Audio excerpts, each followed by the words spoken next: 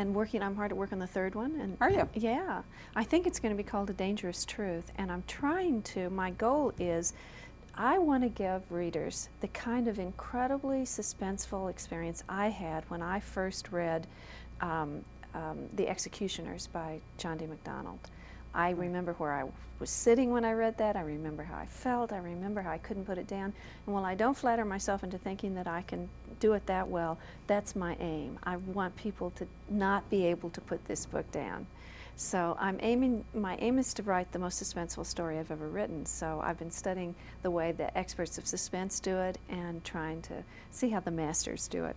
Well, I think you've done an excellent job with both of them. I found it very difficult to put it away and go and do something else. You know, it's a very, and I do think your double narrative, you know, reinforces all of that too, because you're following two threads through the story. And I think that Marie's true crime accounts, you know, provide background, but they don't slow the story down in a way that much detail, if you're introduced it into a narrative in a different fashion, might in fact bog it down. You know, that's true, and that's an interesting thing, Barbara. When I was doing, particularly the first one, The Whole Truth, I thought about that a lot, and I realized that one of the charms, if you will, it's an odd word to apply, but the charms of true crime books is that amount of detail.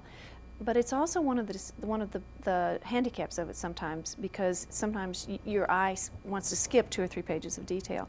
So I had the luxury in writing Marie's true crime book of not putting in quite as much detail as real true crime books do. Right. Plus, we're coming in through Marie's not true crime, but through her present time narrative. You're coming into the crime not at the beginning, but actually towards the end. Yes. And then you're looking back over it. So there's, you know, you bring a different kind of knowledge to the true crime narrative, because you are looking at it from where are we, and going backward. And I haven't read a lot of true crime books, and maybe that's the way they're written, but I thought that many of them were written more chronologically, but maybe not. Some aren't, some aren't, is what I would say, yeah. The Anne Rule was the one I particularly modeled my own work on, because I just think she's terrific. She always tells, I think, a compelling story, you know, along with all the detail, and she turns down a lot of projects where she doesn't think that she will be able. She's been here and we've talked. In fact, she's been on the show here. And she always does look for that case, you know, that will have narrative drive as well as present something that we all need to think about. Yeah, she said actually one of her books was about a crime that occurred, no more than 10 blocks from where I live. This was a book that was published a couple of years ago about a woman, a doctor, who set fire to her house and killed a couple of her children. Right.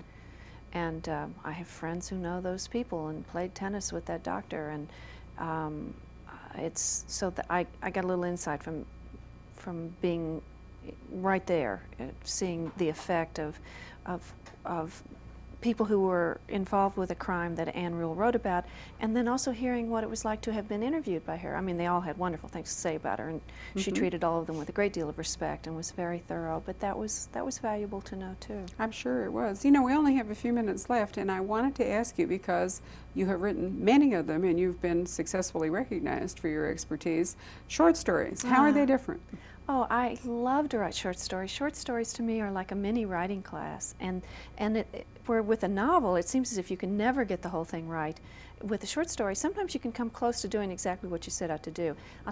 They're different in that what's clear is the very thing that stymied me when I was trying to get short stories published. Even after I'd been published several times as a novelist, I was getting rejected time after time after time with short stories, until I heard a short story writer say that every short story needs an epiphany. Now, this seems like no big deal to a lot of people, but it was an epiphany to me, that I needed to have that aha moment in there.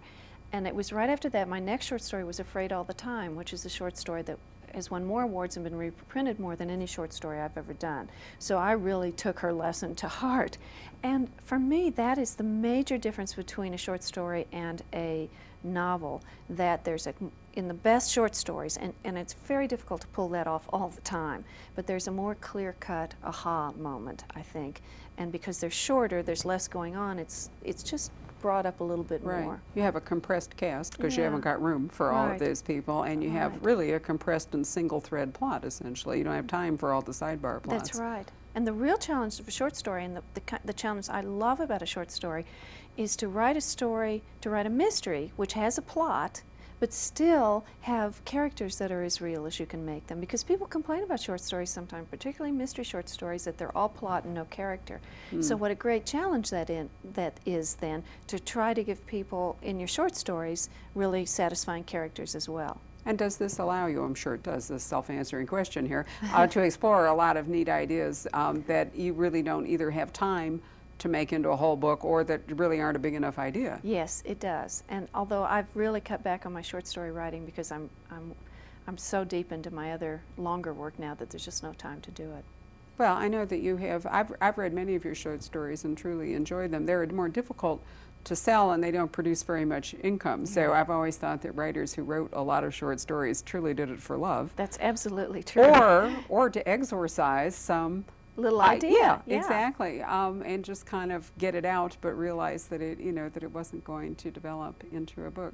Well, as always, we haven't had enough time to do all this. Nancy, also, you've done writers' workshops. I know you're going to be doing one for us, and I gather that well, I don't gather, I know you're a very generous person sharing your own expertise. Is that a real rewarding thing for you now after 20 years? Yeah, it's very rewarding. And I'm in fact doing a book about writing called The 7 Steps of the Writer on the Writer's Path with a psychologist, Lynn Lott, and it will be published by Ballantine probably in 2002. So we're getting a preview. Yes, you are, and you're guinea pigs. I'll be trying some of this stuff out on you. I think that's very exciting. Well, I certainly thank you for coming once again to Scottsdale in the summer. You have to revise your publishing schedule. Well, so far I like Scottsdale whichever season I come in, so just keep inviting me in any season. Thanks, Barbara, very much. Oh, it's really been a pleasure. I certainly thank you, and I want to thank all of you for joining us on yet another episode of the Criminal Calendar.